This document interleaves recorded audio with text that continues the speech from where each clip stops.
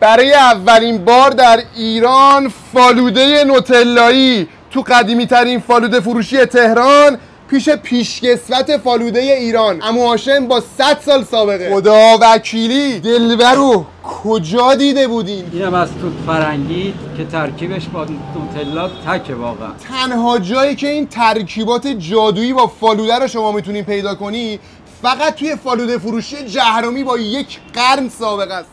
اینو بخور، مدیونی اگر بد بود واسه فالوورات بخوای تبلیغ بکنی. برو پیمون. اولین فالوده نوتلایی با توت فرنگی.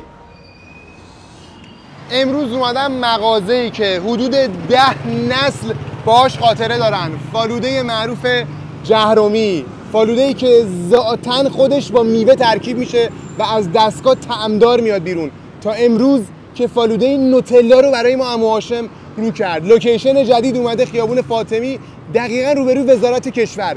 بریم با هم داخل، میخوام فالوده هایی بهتون نشون بدم.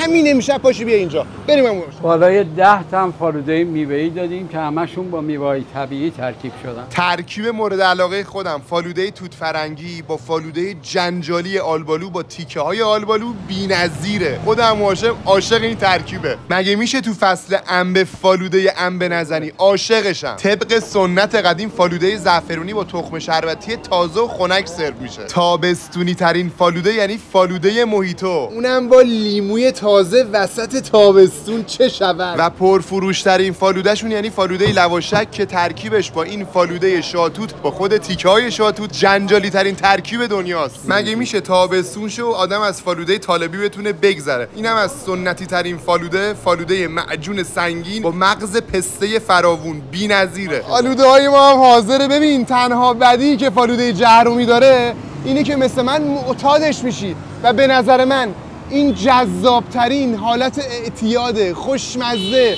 با فالوده های میوه‌ای که با خود میوه طبیعی ذاتاً از دستگاه طعمدار شده و میاد بیرون. بی‌نظیره. ترکیب آلبالو و توت فرنگی، زعفرونی و تخم شربتی، فالوده موهیتو برای تابستون، لواشک و میمیرم براش. بیا اینجا عمو هاشم آدرس رو بگو. بیا اینجا خیابون فاطمی روبروی وزارت کشور دقیقاً.